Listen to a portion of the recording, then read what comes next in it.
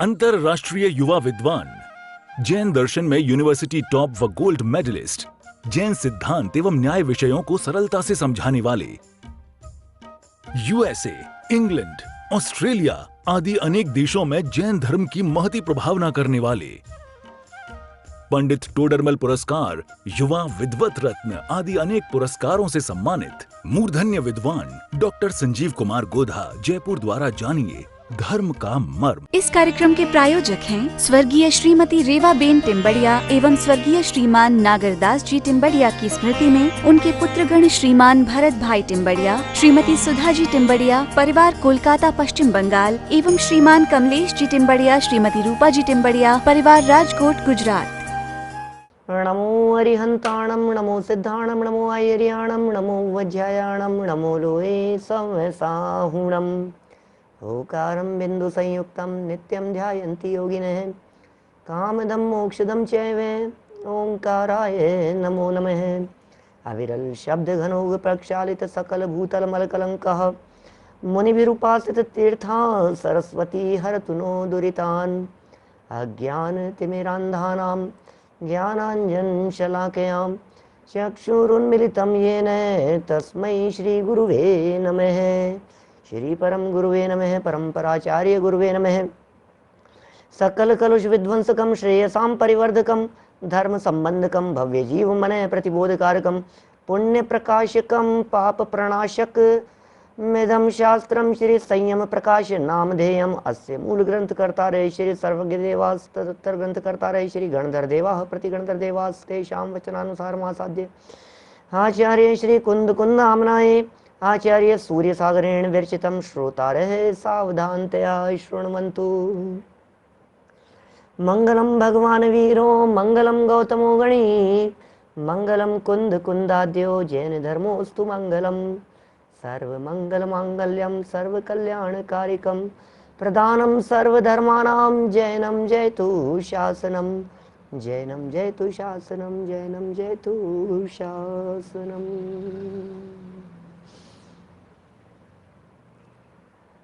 संयम प्रकाश नामक ये ग्रंथ है, बड़ी सुंदर रचना है।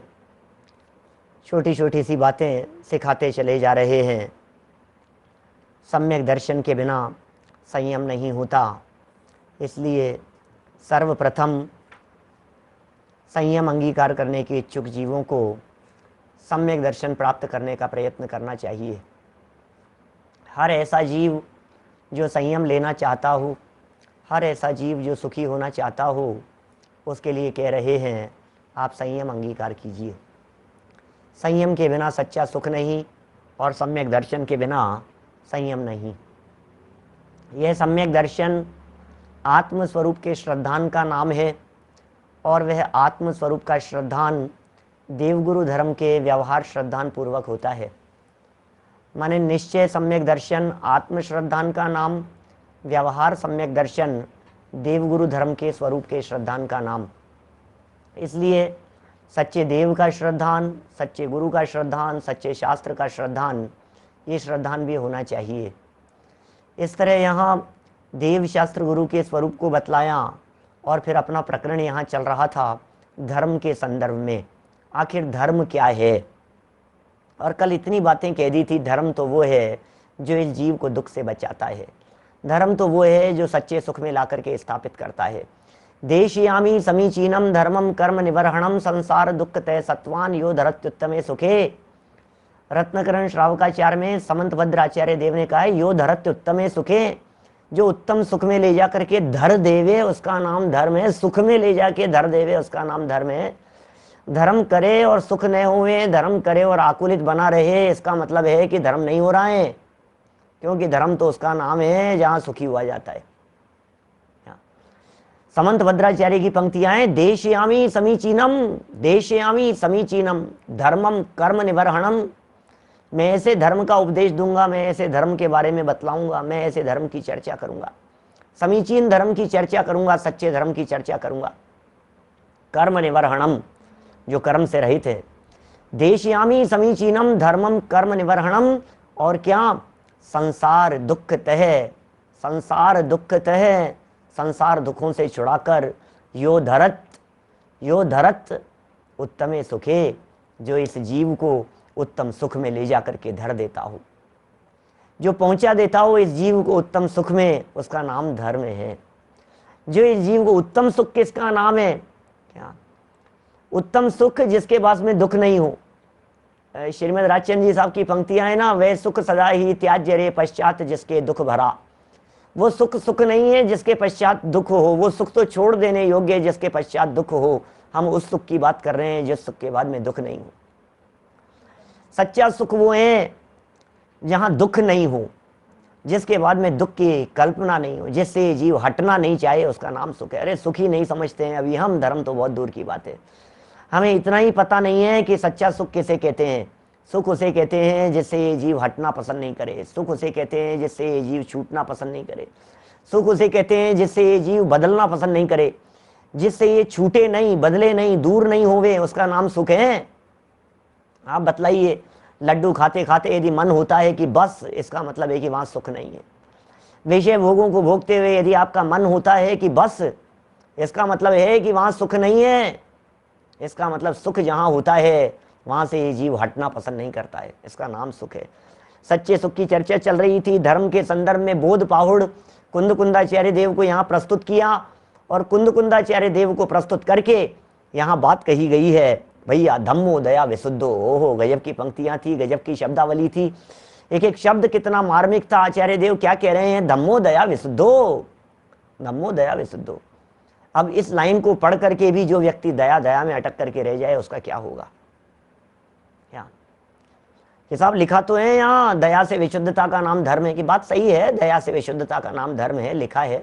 क्या दया की विशुद्धि को धर्म लिखा है, लेकिन दया की विशुद्धि ये क्या होती है? दया करो पहले अपने पर, ये होती है दया की विशुद्धि।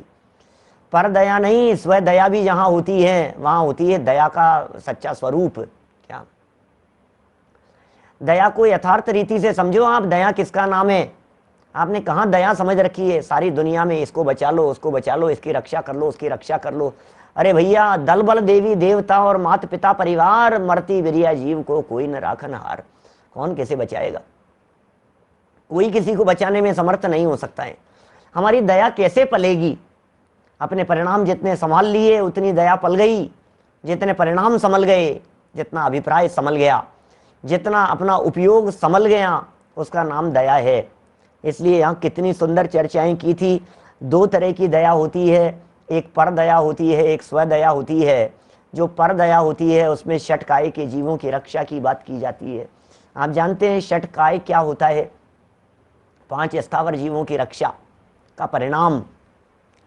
पृथ्वी, जल, अग्नि, वायु, वनस्पति, ये जो 5 प्रकार के स्थावर जीव हैं, क्या इन 5 प्रकार के स्थावर जीवों की रक्षा का परिणाम ये व्यवहार दया है।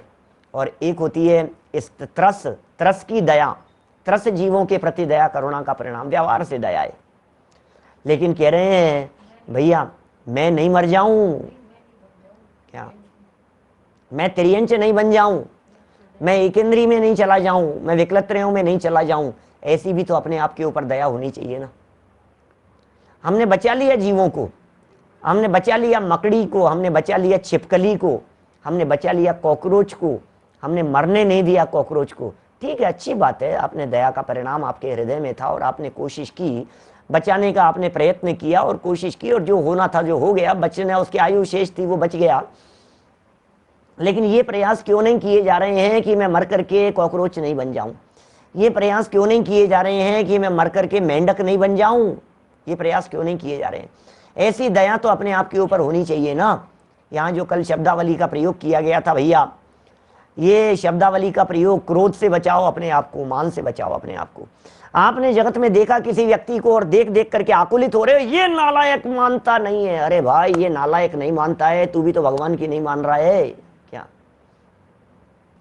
ये सामने वाला मान नहीं रहा है तेरी, तू क्यों परेशान हो रहा है? हम भी तो भगवान की नहीं मान रहे हैं। प्रभु कह रहे हैं अपने आप को बचाओ।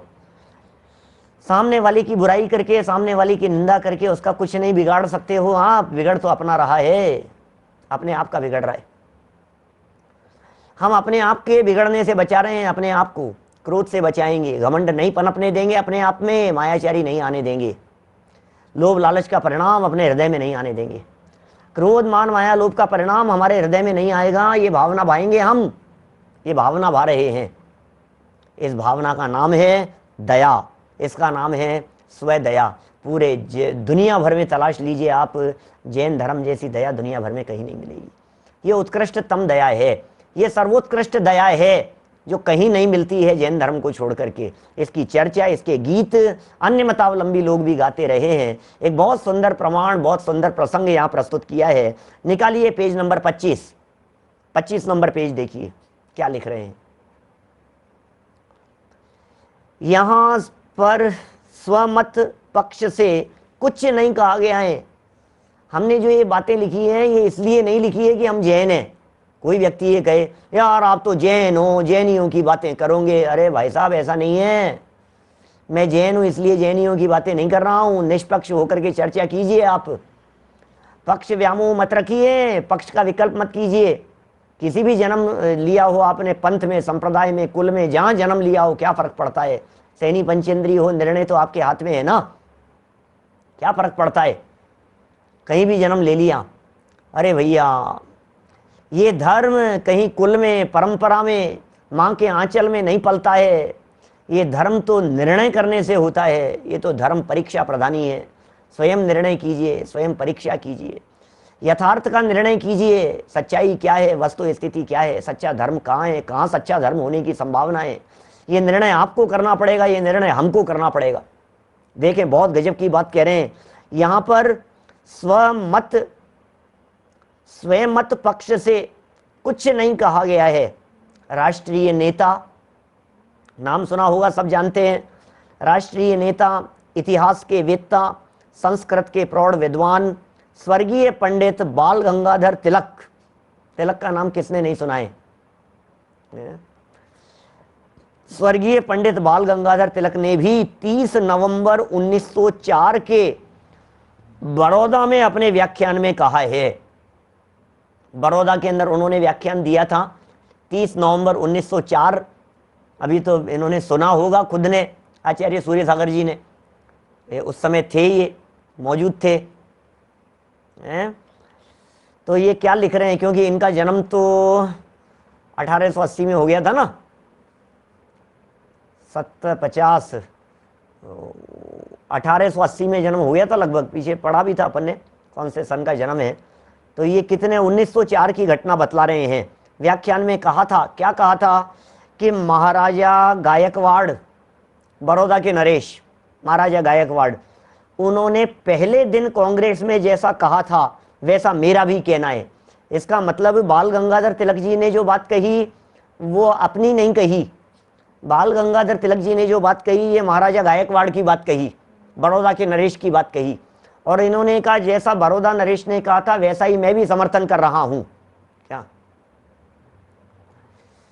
क्या कह रहे हैं ये, वैसा मेरा भी कहना है। जैनों के अहिंसा परमो धर्म, ओहो सुनो जरा क्या कह रहे हैं। जैनों के अहिंसा परमो धर्म, इस उदार सिद्धांत ने, क्या इस उदार सिद्धांत ने ब्राह्मण धर्म का चिरस्मरणीय छाप मारी है ब्राह्मण धर्म के ऊपर। यह अहिंसा सिद्धांत तो जैनों का है, जैन धर्म का। अहिंसा परमो धर्म, अहिंसा को परम धर्म जैसा जैनों ने बतलाया है, जैन परंपरा में बतलाया गया है। अरे अभी तो हम पुरुषार्थ सिद्धि उपाय इसके पूर्व पढ़ करके आए हैं, पूरे ग्रंथ पर आद्योपांत प्रवचन किए हैं, स्वाध्याय आप लोगों ने सबने सुने हैं।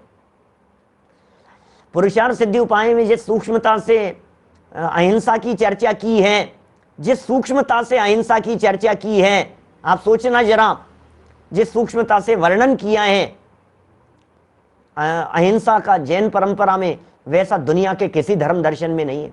भगवान महावीर स्वामी की अहिंसा, क्या अहिंसा है भगवान महावीर स्वामी की? आत्मा में राग द्वेष की उत्पत्ति हो जाने को भी हिंसा कहते हैं। दूसरे जीव की हिंसा की बात नहीं कर रहे हैं। आत्मा में राग उत्पन्न हो गया, आत्मा में कषायें उत्पन्न हो गई, यही तो हिंसा है। और अहिंसा किसका नाम है? इससे बचाने का नाम अहिंसा है। ऐसी अहिंसा कहाँ मिलेगी? ये इन्होंने यहाँ प्रमाण देकर के कह रहे हैं, ब्राह्मण मत में, ब्राह्मण संप्रदाय में, हिंदू संप्रदाय में आज जो अहिंसा थोड़ी बहुत भी दिखाई देती है उसमें जैनों के सिद्धांत का महाप्रभाव है। क्या चिंतामण जी, ये सब अहिंसा की चर्चाएं खूब पढ़ी है अपन ने। अपरादुर्भावे खलु रागादि नाम भवत्य हिंसेति तेषां एव उत्पत्ति हिंसेति जिनगवस्य संक्षेप है। आत्म परिणाम हिंसेन हेतुत्वात् सर्वमेव हिंसेतत् अंध्रत वचनादि केवल मुदारतम शिष्य बोधाए सूक्ष्मापि न खलु हिंसा परवस्तु निबंधना भवति पुंसः हिंसा तन्निवृत्ति परिणाम विशुद्धि तदपि कार्या। किस दृढ़ता से कथन किए गए हैं हिंसा, हिंसा के संदर्भ में क्या व्याख्याएं की गई है, क्या क्या बातें कहते हैं। आत्म परिणाम हिंसे ने, अरे झूठ भी हिंसा है, चोरी भी हिंसा है, कुशील भी हिंसा है, पाप भी हिंसा है, उपयोग का बाहर चले जाना हिंसा है, दुनिया के सारे काम जो आप करते हुए दिखाई दे रहे हो सब हिंसा हिंसा हिंसा हिंसा, सब में हिंसा है। क्या बात कर रहे हो पंडित जी साहब, सब में हिंसा बता रहे हो आप? कि हाँ जी सब में हिंसा बता रहे हैं। आत्म हिंसा है, आत्महत्या है। आत्मा को आत्मा स्वीकार नहीं करना, इससे बड़ी हिंसा क्या होगी? मार दिया क्या? अरे मैं ये कहता हूं, जब कभी क्रोधावेश में आकर घर गृहस्थी में परिवार में रहने वाले माता पिता अपने बच्चों से ये कह देते हैं मर गया हमारे लिए, क्या मतलब है मर गया हमारे लिए? इसका क्या मतलब है? जब बच्चे माँ बाप से कहते हैं मर गए आप हमारे लिए, क्या माँ बाप बच्चों से, बच्चे माँ बाप से, भाई भाई से कह देते हैं मर गए हमारे लिए आप, इसका मतलब क्या है? ये जिंदा सामने खड़ा मर गए हमारे लिए, इसका मतलब क्या है? इसका मतलब यह है क्या कि हमारे चित्त में अब आपके अस्तित्व की स्वीकृति नहीं। तुम मरो चाहे जियो चाहे जाओ चाहे आओ चाहे कुछ भी करो, हमें तुम्हारे से कोई लेना देना नहीं। इसका नाम है मर गए। मर गए क्या होता है? मर गए का मतलब सामने वाला मरा नहीं है। मर गए का मतलब यह हमने दृष्टि से निकाल दिया। मर गए का मतलब हमारी बला से कुछ भी हो तुम्हारे लिए, इसका नाम है मरण। अब हम आपसे कह रहे हैं आत्मा की हत्या क्या चीज है? आत्मा की स्वीकृति नहीं होना आत्मा की हत्या है। आत्मा को स्वीकार नहीं करना ये आत्मा की हत्या है। अपने आप की हत्या कर रहा है प्रति क्षण, अपने आप को स्वीकार नहीं करके, अपने आप को नहीं जानकर, अपने आप को नहीं पहचान कर मैं कौन हूं इस बात की स्वीकृति नहीं है, इसका नाम ही तो हत्या है। और हत्या किसे कहते हैं? ऐसी अहिंसा की चर्चाएं कहां मिलेगी? उमाकांत जी साहब मरे जैसा हो गया है और क्या है? इसका नाम ही तो आत्मघाती है। आत्मघाती महापापी। आत्मघाती आत्मा का घात होता है क्या जैसे आत्मघाती कह रहे हो आप? आत्मघाती क्या होता है? आत्मा तो मरता ही नहीं है, तो फिर आत्मघाती का मतलब क्या है? आत्मा तो मरता ही नहीं है, तो फिर आत्मघाती का मतलब क्या हुआ? आत्मा को स्वीकार नहीं किया, इसका नाम आत्मघाती है। चलिए ऐसी अहिंसा की व्याख्याएं बड़ी अद्भुत है। यहां तो बात कह रहे हैं अहिंसा परमो धर्म, इस उदार सिद्धांत ने ब्राह्मण धर्म के ऊपर चिरस्मरणीय छाप मारी है। पूर्व काल में यज्ञ के लिए असंख्य पशुओं की हिंसा होती थी। ओहो, हम सब जानते हैं बलि चढ़ाई जाती थी। आज तो नहीं है, ऐसी चीजें कम होती है। 99% रुक गई है, ऐसा कह सकते हैं अपन। 1-8% कहीं गाँव में, किसी क्षेत्र में, कहीं आदिवासी इलाकों में कहीं होती हो तो होती हो, लेकिन आज कहाँ है ये सारी चीजें? ये रुक गई है ना। जो हिंदू प्रथा में जो बलि चढ़ाने की परंपरा थी, जो यज्ञ करते समय हिंसा की परंपरा थी, पशुओं की बलि चढ़ाई जाती थी, गायों भैंसों आदि की बलि चढ़ाई जाती थी, ये बलि चढ़ाने की जो परंपरा होती थी, इसके प्रमाण अनेक ग्रंथों में मिलते हैं। इस घोर हिंसा का ब्राह्मण धर्म से विदाई लेने के लिए विदाई ले जाने का श्रेय दिगंबर जैन धर्म के हिस्से में है। कौन कह रहा है ये? महाराजा गायकवाड़ ने कही है ये बात। महाराजा गायकवाड़ ने कही है ये बात, और इसी बात का समर्थन करते हुए बाल गंगाधर तिलक साहब ने ये बात कही है। माने बाल गंगाधर तिलक ये कह रहे हैं अपने व्याख्यान में कि ये दिगंबर जैन धर्म की ये छाप है, जिसकी वजह से आज हिंदुओं में थोड़ा बहुत भी अहिंसा की बात की जा रही है। पूरे दुनिया भर में जो आज अहिंसा का प्रचार दिखाई देता है, अहिंसा अहिंसा की चर्चा करने वाले लोग दिखाई देते हैं, ये सब जैनियों का प्रभाव है। क्या ब्रह्मचर्य की जितनी चर्चा है, त्याग की जितनी चर्चा है, ये सब जैनों का प्रभाव है। अहिंसा की जितनी चर्चाएं हैं, ये सब जैनों का प्रभाव है। क्या सब लोग करने लगे हैं चर्चा सारे दुनिया भर में। क्या देखिए क्या कह रहे हैं, आगे बढ़ते हैं अपन। रत्नकरण श्राव का 4, सच्चा धर्म क्या चीज है और अधर्म क्या चीज है, ये देखना जरा। रत्नकरण श्रावकाचार्य 3 नंबर का श्लोक प्रस्तुत कर रहे हैं। 2 नंबर का श्लोक अभी मैंने आपको सुनाया, अभी सुनाया था ना मैंने, क्या सुनाया था? देशयामी समीचीनम धर्मम कर्म निवर्हणम संसार दुख तय सत्वान यो धरत्युत्तमे सुखे। ये सुनाई थी अभी हमने चर्चा। ऐसे धर्म की बात बतलाएंगे आपको, सच्चे धर्म की बात बतलाएंगे। और आज यहाँ रत्नकरण श्रावकाचार्य का 3रा श्लोक प्रस्तुत कर रहे हैं। इसमें कह रहे हैं सदृष्टि ज्ञान वृत्तानि धर्मम धर्मेश्वरा विदुः यदि ये प्रत्यनीकानि भवन्ति भव पद्धति। क्या कह रहे हैं? सदृष्टि सम्यक दर्शन, सदृष्टि, सदृष्टि दृष्टि के सम्यकपन की बात, ज्ञान वृत्तानि ज्ञान के साथ में चारित्र की बात, धर्मम धर्म है, धर्मेश्वरा विदुः धर्म के जो ईश्वर हैं, ऐसे जो परमात्मा हैं, वे इस बात को जानते हैं, कहते हैं यदि ये प्रत्यनीकानि भवन्ति भव पद्धति। क्या देखिए क्या कह रहे हैं इस श्लोक के द्वारा भी समंत भद्र स्वामी ने सम्यक दर्शन, सम्यक ज्ञान और सम्यक चारित्र, इन तीनों की एकता रूप रत्नत्रय को धर्म और इन तीनों से विपरीत मिथ्या दर्शन, मिथ्या ज्ञान और मिथ्या चारित्र को संसार का वर्धक अधर्म बताया है। समंत भद्राचार्य कह रहे हैं धर्म किसका नाम है? रत्नत्रय ही धर्म है। अधर्म किसका नाम है? कि रत्नत्रय से विपरीत परिणति माने मिथ्या दर्शन, मिथ्या ज्ञान, मिथ्या चारित्र ही अधर्म है। अब बोलो सारी दुनिया कहां कहां धर्म मान रही है और आचार्य देव क्या कह रहे हैं? यदि आप मिथ्या दृष्टि हैं तो आप अधर्मात्मा हैं। मिथ्यात्व यदि दिलो दिमाग में हावी हो रहा है तो अधर्मात्मा है। क्या समझ में आ रही है बात? यदि आप मिथ्या दृष्टि हैं, यदि आप मिथ्या ज्ञानी हैं, यदि आप मिथ्या चारित्र बनते हैं तो आप अधर्मात्मा हैं। सम्यक दृष्टि ही धर्मात्मा होता है। सच्चा धर्म सम्यक दृष्टियों के होता है। सम्यक दृष्टि के जीवन में धर्म है और मिथ्या दृष्टि के जीवन में अधर्म है। समझने का प्रयत्न कीजिए जरा, किसका नाम धर्म है? धर्म अंदर की परिणति का नाम है। सम्यक दर्शन अंदर में होता है, सम्यक ज्ञान अंदर में होता है, सम्यक चारित्र अंदर में होता है। क्या समझ में आ रही है? सम्यक दर्शन आत्मा की श्रद्धा का नाम है, हमारी श्रद्धा का नाम है, श्रद्धा मेरा गुण है। सम्यक ज्ञान आत्मा के ज्ञान का नाम है, सम्यक चारित्र आत्मलीनता का नाम है। क्या होता है सम्यक दर्शन? क्या होता है सम्यक ज्ञान? क्या होता है सम्यक चारित्र? अपने को जाना नहीं, अपने को पहचाना नहीं, अपने में समाये नहीं और आप सोचें कि हम रत्नत्रय के धारी हो जाएं। भैया अपने को जाने पहचाने बिना तो सम्यक दर्शन ज्ञान चारित्र होता नहीं है। जिसे अपनी खबर नहीं है, जो अपने आप को जानना नहीं चाहता है, जो अपने आप को पहचानना नहीं चाहता है, जो अपने स्वरूप को जानने पहचानने के लिए प्रयत्नशील भी नहीं है, इसका मतलब है कि वो घोर मिथ्या दृष्टि, घोर अधर्मात्मा है। आत्मा की चर्चाएं जिन्हें बुरी लगती है, आत्मा की चर्चाएं जिन्हें आत्मा फात्मा कहकर के बुरी दिखाई देती है, जो आत्मा की चर्चा करने मात्र का निषेध करते हैं, इससे पता लगता है कि ये कितने बड़े अधर्मात्मा हैं। कौन अधर्मात्मा होगा? कौन अधर्मात्मा है? बोलो कैसे कैसे जीव, कौन अधर्मात्मा है? पिताजी साहब किसको कहें जिसे आत्मा की चर्चा नहीं सुहारी है? यदि आपको कहीं आसपास में कोई लोग ऐसे दिखाई देते हैं जो ये कहते अरे क्या आत्मा फात्मा लगा रखा है आपने, आत्मा आत्मा, जहां देखो आत्मा आत्मा की बातें करते हो, क्या हो जाएगा आत्मा फात्मा से? भैया हमको तो कुछ नहीं होगा, हम तो इतना समझ पा रहे हैं कि आप कितने बड़े अधर्मात्मा हैं।